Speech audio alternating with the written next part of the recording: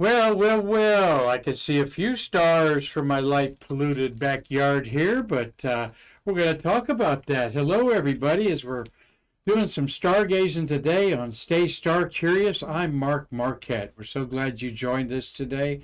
We're going to talk about some of the astronomy that's in the news, as this is a Monday where we like to do stargazing stories and tell you about being in your backyard and what you can see this week. And this week is going to be the next 3 weeks, the last good 3 weeks of the year to see the Milky Way, although November will afford some opportunities when the moon's not in the dark sky, because we just had full moon. And we're going to talk about the full moon we had over the weekend, and we're going to talk about how it is a serious situation where we are losing the night sky. We may have a whole generation of adults that grow up and never see the Milky Way because they are in an urban area. So we're going to look at that a little bit. Today we've got some updates of that asteroid mission, what's going on with the asteroid rocks that were brought back from the asteroid Bennu by OSIRIS-REx, and talk a little bit about what you can see in the night sky, of course, here with a lot of science and astronomy news going on. But first, let me say hello to Marty Winkle. Hello, Marty, my co-producer. How you doing? Doing good, Mark. How are you? Well, good. I just put up a slide of our auction there, and I know you've got a few items that from your Grumman days in that auction. I'm looking forward to seeing how the Robbins flown metals that Woody Spring has in there, how much they fetch. He's got half a dozen of them in there. They'll go for $400 or $500, and I saw a gold one in there. They'll probably go for $4,000 or $5,000. Marty, have you checked out the auction? You got something to share about that to excite people to check it out? Yeah, I checked it out, and a lot of good pictures, a lot of good autograph pictures. We got some Mylar in the auction also. Right. Marty's got Mylar from Apollo 17. One of the instruments had this foil that's gold over it, and you had to take it off, Marty, right, in 1972. So you can buy something that could have gone to the moon, but it's the same material there, and we hope to fetch $400 or $500 for a good swatch of that there. So well, good. We're this is our 901st episode, as we hit 900 last Friday with a great program by one of the world's experts in plants in space, Gary Studi. And there's just a handful of these people out there that are trying to grow food in space to feed astronauts going to Mars. It was a great program. Check it out. You're going to learn a lot about this, where the state of that is right now. And it's he said it's not in very good shape, actually, when you're thinking about people wanting to go to the moon and Mars, and they're not growing their food along the way. They want to take it all with them. So, Gary Studi, thank you for a great program. There's going to be a cosmic ball on the Space Coast at the American Space Museum as part of the Museums of Brevard. This is going to be October 21st at the Beachside Hotel in Cocoa Beach. Tickets are $50. We'll be putting that up on Facebook here this evening, so you can check that out. There'll be a mystery astronaut there, at least one. So check that out. And everybody's going to be talking about the solar eclipse party that's going to be Saturday, October 14th. Wherever you're at, there will probably be a party somewhere that, because it's right in the middle of Saturday afternoon. There'll be football stadiums all over America where people will be looking up at the board and probably seeing an eclipse. From Merritt Island here on the Space Coast, the sun is going to be half covered by the moon. That'll occur at 1:28 p.m. We're going to call that the Pac-Man. You're not going to see the moon. The sun will just look like a Pac-Man chomping on something there. But those of you in the West Coast are going to see the eclipse be an annular eclipse, to where the moon is far away. It's actually, we're calling it a micro moon instead of a super moon. And it's far enough away from the Earth that it doesn't cover up the full sun, and you'll see a ring of fire around it. So you can watch that on all kinds of channel feeds. Will be out there in the west. And I'm going to call up Charlie Walker, our astronaut friend Marty, and see if he's doing an event Saturday out there in Tucson where he lives. Well, if you saw the beautiful moonrise over the weekend, it's called the moon illusion, and we love it when the photographers have fun with the moon, like Jordy Coy did. Took these pictures September 28th, 2023 in Seville, Spain. He calls it a seed for harvest. This is how I titled this photo, playing with the name, as this is the harvest moon. And he said, I had in my head for 2 years to make this photo. And so you have to know exactly where the moon's rising and have the right, he's on a high area here. Just have to have the perfect spot. And he's got his son watering the moon as it rises, then he's harvesting it and putting it in a wheelbarrow as they go. So Jordy Coy, a beautiful, beautiful way to talk about the harvest moon in September there. And we're going to have a blackout with all of the spacecraft that are orbiting Mars and on the surface of Mars, which there's 2 of them, Curiosity and Ingenuity. Our Curiosity is one of our SUV-sized rovers, and then Perseverance is the other one. And we have the little helicopter called Ingenuity, and about a half a dozen other orbiting spacecraft will not be communicating with the Earth as Mars slips behind the sun, and there'll be no communication with the red planet for about a 10-day period starting Friday. So that will last about 10 days, and the celestial mechanics, Mars moves finally into the morning sky, and then we're going to be able to talk to our spacecraft there. Remember, China's got an orbiter, India has an orbiter, and America's got 3 orbiters around Mars. So they will be put into a safe mode. They don't want the rovers to move. They'll be doing science as stationary, and then they'll download all their data around October 12th. And it's official that the India rover and stationary lander on the moon have not come back alive, as now it's a good and hot 200 degrees there, and they didn't survive the 200 below zero.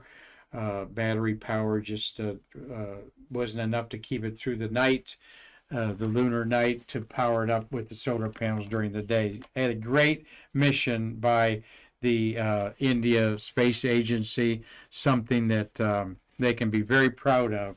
Their second attempt to landing and roving on the moon at the South Pole, the first nation to do that at the moon's South Pole. And Marty, I ran into some friends of ours, friends of the museum from the Netherlands, Jacques and Mecklenburg, have been in the museum. They are here to see the launch of the Psyche spacecraft that is going to be on, they moved the date to October 12th from October 5th, so that the NASA can complete verifications of the parameters used to control the Psyche spacecraft's nitrogen cold gas thrusters.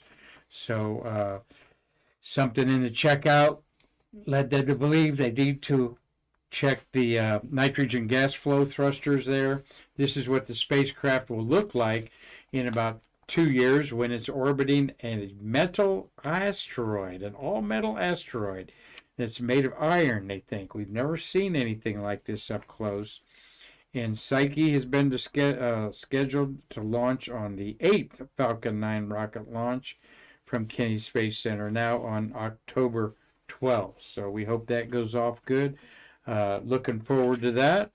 I think I've seen all the 7 Falcon Heavies, Marty, and of course the great thing about those is seeing the two through the thrusters landing back at Cape Canaveral. So we hope that happens. It's a day mission. It was at 10:30 in the morning, wasn't it, Marty? Mm-hmm. Something like that. Yeah. And it's going to be what time now? I think it's like 10:37, 10:32. Oh, okay. Just move back a little bit. So we'll look forward to that. And we, in fact, are going to try to effort our friends from Denmark here, or the Netherlands, I mean, and to have them talk about this mission that they're coming here for. Jacques makes patches over in Europe, Marty. So we hope to get them on the show here. Maybe as tomorrow I'm in touch with them. On their these two Europeans that are here that I met out at the Space Center today, where I went out and saw Norm Thagard. And Norm was looking good at age 80 and had a lot of good stories to tell. Well, this is the proud rocket or spacecraft engineers, and they're standing around what is the major component for a spacecraft that is called Blue Walker 3. And Blue Walker 3 is a very luminous object in space. In fact, it looks like this in space, all right? And it is causing havoc, there it is there, is causing havoc on astronomers trying to take pictures at night. And in fact, the spacecraft is so bright that it is brightest object in the sky, brighter than the planet Venus. Not brighter than our sun, of course, that I just showed you a shot of. But this is what it looked like as this whole unfurls and is actually a reflecting communication system where images are bounced off of it.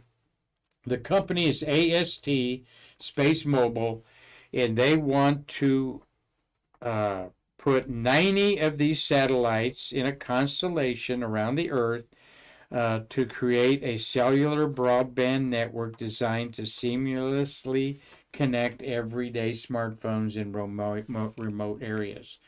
You might, a lot of the world does not have cell phone access. Hard to believe, but there's still lots of areas of South America and Africa and even Australia that can't get coverage, and Europe for that matter. So they're building another competitive network to SpaceX's constellations of Starlink satellites.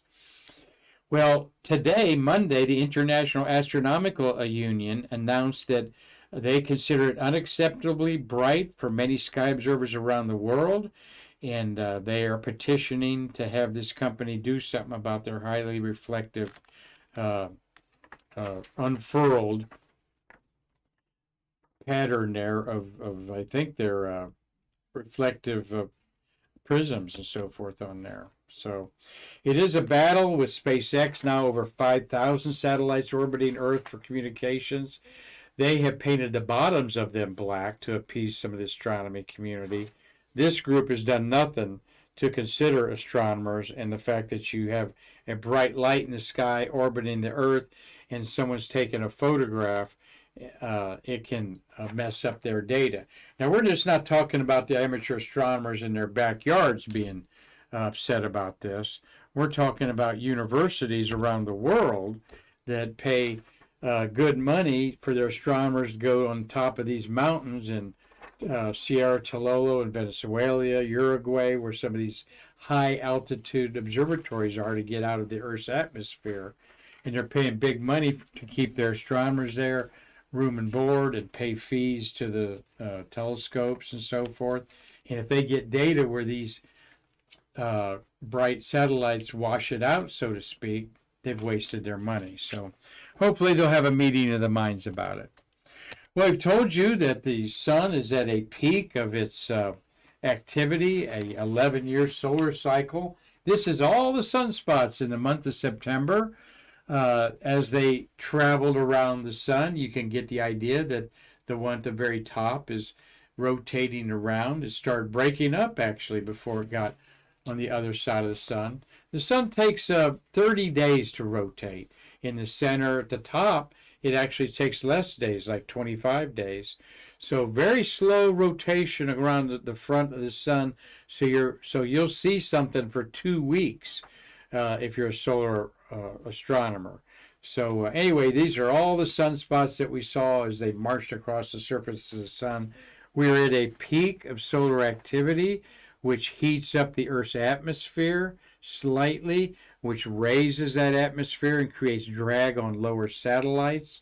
That is what brought Skylab down 50 years ago, or about 47 years ago, was we were at a high solar cycle. So though we know sunspots come and go, in this is 2023, in 2018, let's say, there were no spots on the sun at all. We went over 1 year without seeing these turbulent storms on the surface of the sun. Why does this cycle have a peak every 6 years and then a valley 6 years later? We don't know. It's a really weird 11-year cycle from peak to valley to peak again. And it's, we need smart young minds to figure this out. That's why we send things into space to investigate the sun. Well, here's a beautiful liftoff of one of those noisy SpaceX rockets over the weekend. Thank you, Connie McDaniel, for sharing your picture. She took up at the space bar, I think, up there. And it was a cloudy night, and by golly, you got the rocket blasting through the clouds, and that blue object is the moon. And Connie, thank you for sending me that. I'm very puzzled why the moon would refract blue through these clouds.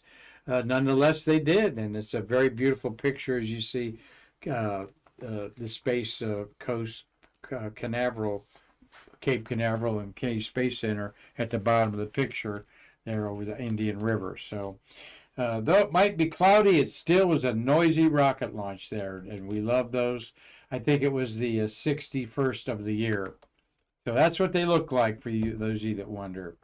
Well, let's talk about OSIRIS-REx, the spacecraft that did not return to Earth's surface. It deposited a gumdrop-shaped sample return capsule into the Earth's atmosphere. And in fact, the spacecraft is on its way on its next mission to another near-Earth asteroid named Apophis. And Apophis is in the news a lot because it's one that could hit the Earth in about 100 years. Well, they've now renamed it OSIRIS-APEX, okay, and it'll study this asteroid in 2029. So it's headed there. It'll be 6 years till it gets up with it. But it did, once it gets there, it's going to capture a close-up of the asteroid. And they're actually going to maybe try to dislodge dust and rock on this asteroid. When you have a small asteroid of like Bennu is, I'm going to show you.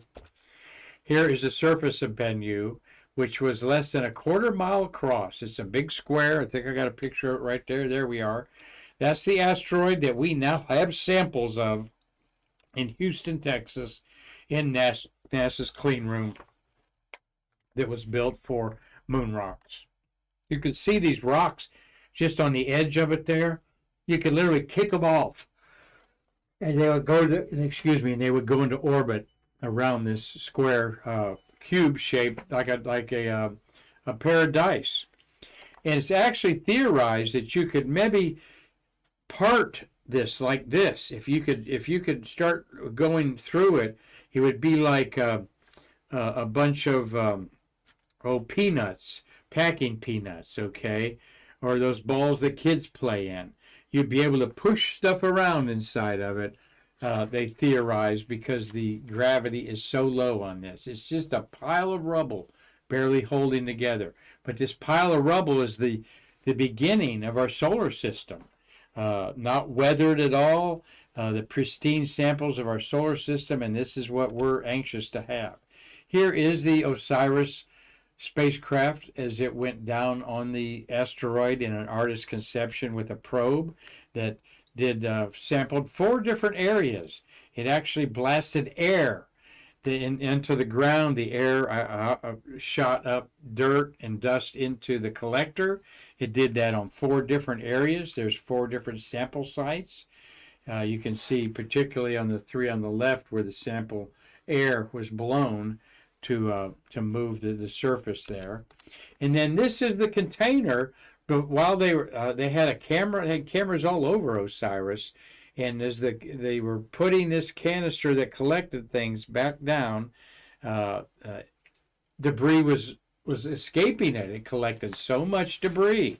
Well, that's what they found when they brought it back down to Earth. Last Sunday, it landed on Earth. Here is the scorched container with the samples of an alien world, the Bennu spacecraft. And there it is in Houston, still with the black from the reentry on there as they were about to take pictures and take it apart. And this is one of the pictures they took.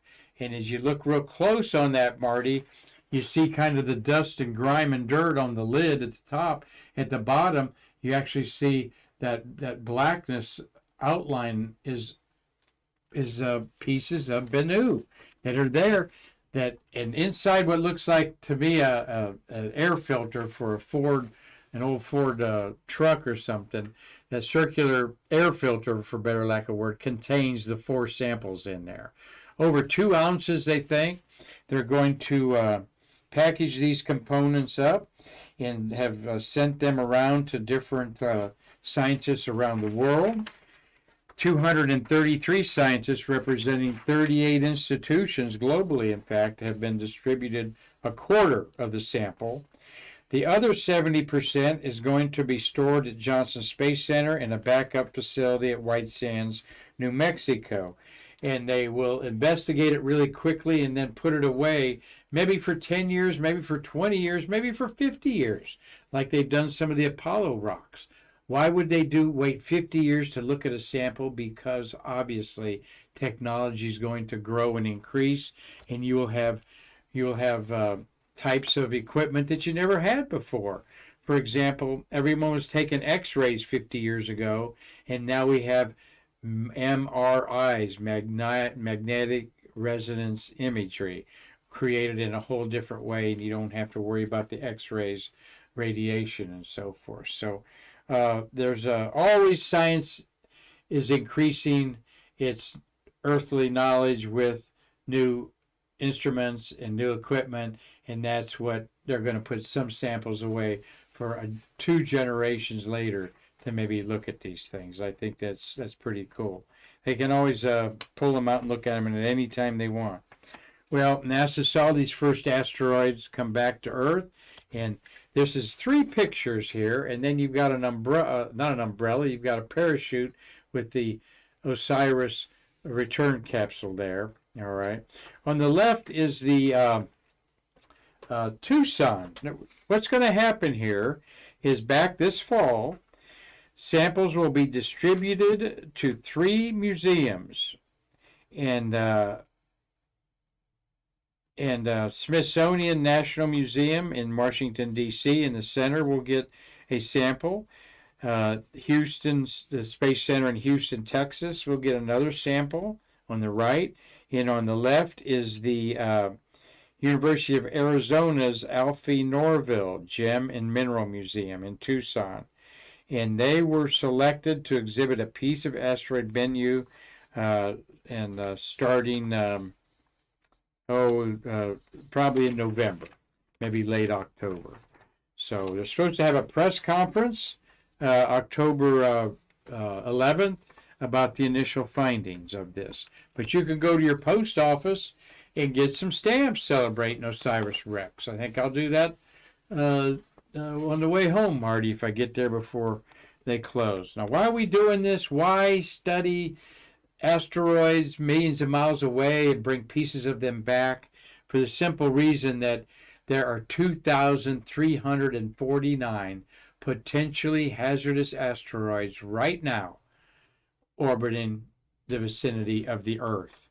They may not be orbiting the Earth. Some might be in gigantic ellipses and then come back on there. And this chart, I'll enlarge it again, shows us that, there are, this is just a couple dozen of them that are going to go by the Earth this month. Now, the miss distance, LD, is lunar diameter.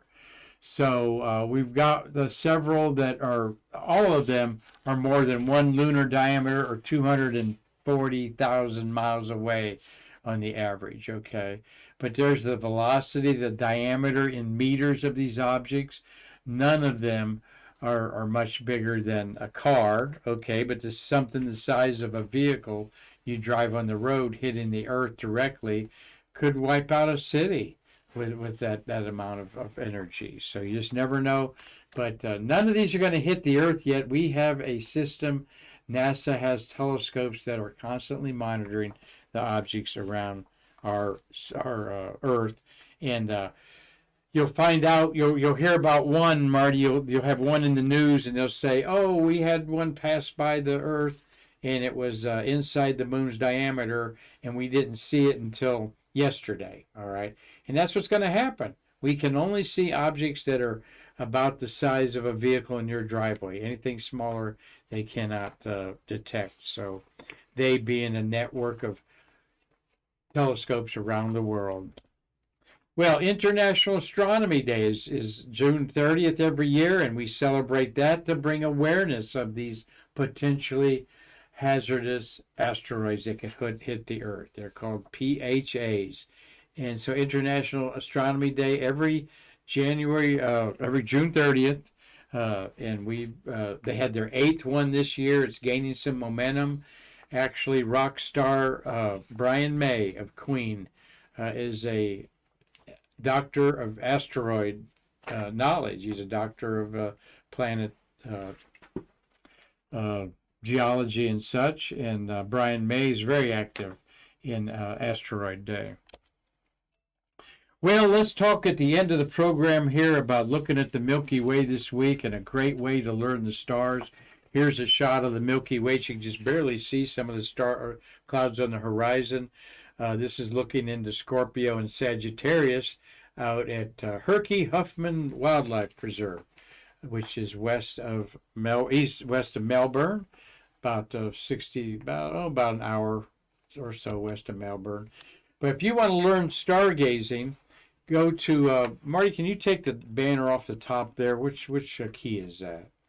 Sky Maps is a free sky map each month, and a lot of great information on this free nonprofit website that they encourage people to make a print of their sky maps, which we do here at the museum and give them out. Here is the sky map that you can download for October, and the blue band across the sky is the Milky Way, and this is the sky as it will look at early October at 8 a.m. or by the end of October it'll be 7 p.m. The sky will look like this. If you're out looking at the sky last night or walking the dog, you probably looked up at the moon and saw a bright star to the right or south of the moon. That was the planet Jupiter. Now, the first star that you're going to see in the east at sunset, when it gets good and dark, is the planet Saturn. So Saturn's really bright, conspicuous when it gets good and dark about 8:30 at night, and then about 9:30, about 10 o'clock is when Jupiter's up high. So we'll be looking at Saturn and Jupiter through telescopes on our outreach programs starting here this month. So the back of this sky maps gives you celestial objects to look at. On the right, it gives you on the left side astronomical glossary, tips for observing the night sky, such as let your eyes get dark adapted and read this chart with a red lens. I have a cover here. You don't have to go out and buy a fancy. I've got a red cellophane around a regular flashlight, an LED light, and that gives me the red light that will not make my pupils, contract after they dilate in the dark, and I can read sky maps and notes and so forth. So it talks about that. It tells you objects that you can see with your naked eye, which are, of course, there's about a dozen stars there you can see with your naked eye, including 2 planets, and then easily seen with binoculars. And then it's got telescopic objects there, as you see at the bottom. So every month there are things that if you looked at everything on this in a month, you would be doing a lot of stargazing, and you would be an amateur astronomer, okay? Because it's going to take maybe the full month to go through all these objects. You've got some nebula, you've got double stars, you've got galaxies, and you've got a lot of star clusters up there. This is what Jupiter looks like through a backyard telescope. This happens to be Les Brooks, who's in the United Kingdom, took this picture of Jupiter, and you can see its red spot. Jupiter has these cloud bands. We're looking at clouds that are circling the giant planet. Everything in the solar system except the sun can fit inside of Jupiter. Isn't that crazy? The planet Saturn, Uranus, Neptune, and all the rest of the planets can fit in there. All the moons, over 200 moons in the solar system. And you've got the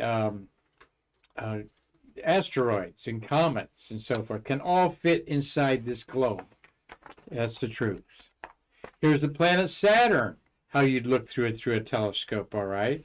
Its rings are closing up a little bit. This is one of the things we see over the years as we orbit the sun, and then as Jupiter or Saturn moves around the sun once every 30 years, it gets into a position to where the rings will actually go invisible in about 2 years, and you won't see the rings for about a couple months actually, and then they'll start. And they're not moving, the planet's not moving, it's our perspective of these rings and how they're tilted towards Earth about 1.5 billion miles away. Well, let's end Stay Curious with a little mini program here about Noctalgia, meaning sky grief. And this is serious. Astronomers have been robbed of the night sky. I've seen it over my 50 years of stargazing, that the loss of the night sky is so painful to professional astronomers that they've coined a new term for it, calling it Noctalgia. All right. Nocturnal means night. So, and gia means nostalgic. You got nostalgia and so forth. Well, this Noctalgia means sky grief. A couple of astronomers have coined this term because along with our propensity for dealing with light, air and water pollution and climate change, we have light pollution. And this graphic here shows you over a city that you can't see hardly any stars. And as you drift out to the left there, you see a few more, all right? But in no area, we're losing the night. And this is a very serious thing because it affects humanity in general. How? I'm going to share with you here just some of that. But here's another look as I talk to you here about that. Most of our light pollution comes from sources in the ground, all right? So, of course, we need lighting for security and safety, but much of it goes to waste and much of it's left on too long. Do we really need every car lot, every car dealer in America to light up their cars, all night long? Well, ironically, some of these have switched to LED lighting, which increases the problem because LED lighting is inexpensive to operate and lasts a long time, and we're glad people have moved to LED lighting. But building planners just assume you can leave the lights on all night long. You don't have to turn things off, and it still saves money. But that's a wrong attitude to have. We need to turn the lights off to preserve the night sky. We have this battle with the constellations of satellites going up that we talked about. SpaceX's constellation of Starlinks, and now we've got the new constellations going up that we talked about, and several more are in the works. These have robbed the sky maybe 10% of its darkness overall. You can't tell it, but astronomers that need dark skies to do their data can. Marty, you got a question there? Yeah, we have a question from Carlton Bailey. Any idea if these astronomers have gone to the powers to be to try to work something out? If they don't stop it now, they most likely never will. That's right, and that it's a snowball that just doesn't seem to be ending. Carlton, thank you for your comment. One, the International Dark Sky Association, that you're going to see a slide of at the end. They are the watchdogs of all this, and they have had some victories in communities where they have approached communities and said, look, some of this lighting that you have is actually detrimental to crime. And one picture they show is someone standing underneath a light in a pole. You can't see them because the light's so bright until they step out to the side. But yes, the International Dark Sky Association is helping with that. But the SpaceX has been reached by the astronomy community, and they have painted the new generation Starlinks with black on the bottom because they didn't need that shininess anyway. And they may change some of the materials to be less reflective, and they've actually put up a baffle or two so that won't reflect it. Now, what's reflecting is sunlight, of course. These satellites are not making their own light, and the sunlight has to come from the sun and hit these solar panels and the bus structure of these satellites. So you always see this around twilight, after sunset or before sunrise. Up to 2 hours, you can see satellites that are up high still catching sunlight on there. So like I said, some researchers estimate that even in the most remote areas of the world, the sky is 10% brighter than it was 100 years ago. Well, we have some tangible and cultural impacts to losing the night sky. How about the springboard for imagination? Painting of heroes in the sky. Monsters and myths and constellations are all over the sky. But nowadays, city dwellers only see the brightest stars in the sky. An example, Marty, that I love sharing is in Orlando. When we had Hurricane Irma 6 years ago, was a very bad hurricane. It knocked out power for 3 days in the metropolis of Orlando, all right? Over here's Orlando, all right? People were looking to the south and calling the fire department because they thought they saw clouds coming up from the southern horizon from the downtown Orlando. People were calling up the fire department saying, we see a fire in the south. That fire clouds was not clouds from smoke. It was the Milky Way that people were reporting seeing in downtown Orlando. They'd never seen it before. And you can obviously see why over here, all right, as you go out and it gets darker and darker. Well, you know, these millennia-old sky traditions just aren't random stories that civilizations in Egypt, Cleopatra's day, and so forth, Jesus' time, 2,000 years ago. These weren't just random stories to entertain people around the fire. They were often cornerstones of entire cultures and societies. Were up in the stars, in the sky. And we all share the same sky on this earth, and different cultures identify different stories about their heritage as you look at different nights in the sky. Right now, I love being out in the sky and doing my twilight talk with my green laser pointer as we've got the passion play of Andromeda, the princess, being chained to a rock by Cetus, the monster, and she is rescued by Perseus, the hero, who just slew Medusa's head off. The Gorgon's head is slain, and Andromeda's mom, Cassiopeia, is in the sky. Her dad's in the sky, too, Cephas the king. It's a great story, all told around the square of Pegasus, the flying horse. So these are the stories that have been told for thousands and thousands of years, and you know, I can still tell them a little bit on Merritt Island or some downtown areas. Still around here, you can still see the bright constellations, but they're going to soon to be lost. And you learn the loss as you learn the access to your heritage and who you are. Another thing I want to share with you that we're losing because of light pollution is the concern for animal life, okay? The animals are night creatures. What good are night-adapted senses to a nocturnal animal if the night sky isn't much darker than the daytime sky?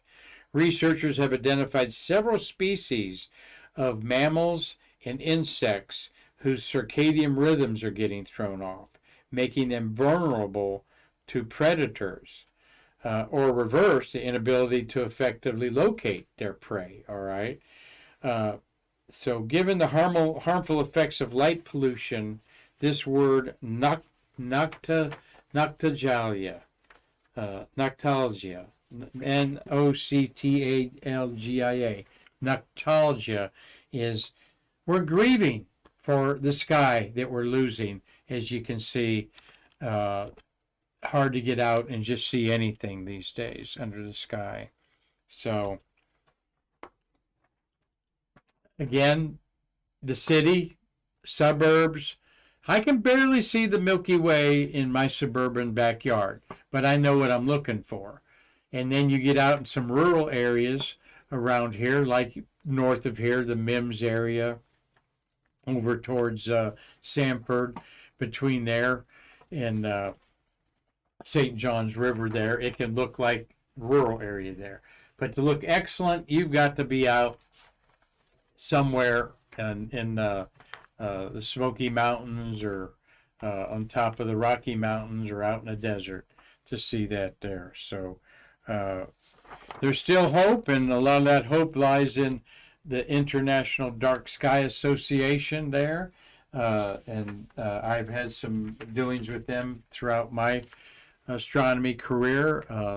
Once they can get into city councils and talking about the renovations or improvements they want to do in a city, they can show that the LED lights are more effective. Shielding lights to have your light coming all the way down. As you see that light going up into the IDA, you don't, what good is light going up in the sky? All right, you want the light concentrated down for security and safe travel and so forth. So hope that you can take that to heart. The loss of the sky is a serious thing that we're combating. Gary Gerald knows what I'm talking about, as he's up there in the rural area as a farmer up in Georgia. Cynthia Rossi, thank you for watching today. Carlton Bailey, thanks for your comment. We got Doug Forrest, Dave Stangy, Space Nerds watching. Thank you. Space Monkey, Bill Whiting, hope you're feeling better. And Steve J., who will talk about his wonderful business that does a lot of decals for the modeling community, particularly you shuttle modelers. So we appreciate all of you watching us on Stay Curious here. And we're lining up our European visitors. Maybe we'll get them in on Tuesday or Wednesday to talk about the Psyche mission to an all-metal asteroid. And we will round out the week with some shuttles of the month of Rocktober. And, of course, talk about our auction coming up this Saturday, where you can own some really cool space memorabilia, including a piece of a lunar module that was headed to the moon. That's up for sale. All kinds of space-flown medals, a few space-flown flags that have been on the moon. This is really a very rich auction as far as expensive yet not often available things, including items from astronaut Woody Springs collection there. So I said Woody Hobaugh, who just returned from the SpaceX Crew 6 flight there. So, but no, Woody Spring was an early shuttle astronaut. He would have flown 3 or 4 times had he not got caught up in the Challenger disaster. So, well, thank you all for watching today. Marty, thanks for a great Streamlabs show. Until tomorrow, I'm Mark Marquette saying I can't wait to see you again to bridge the space between us.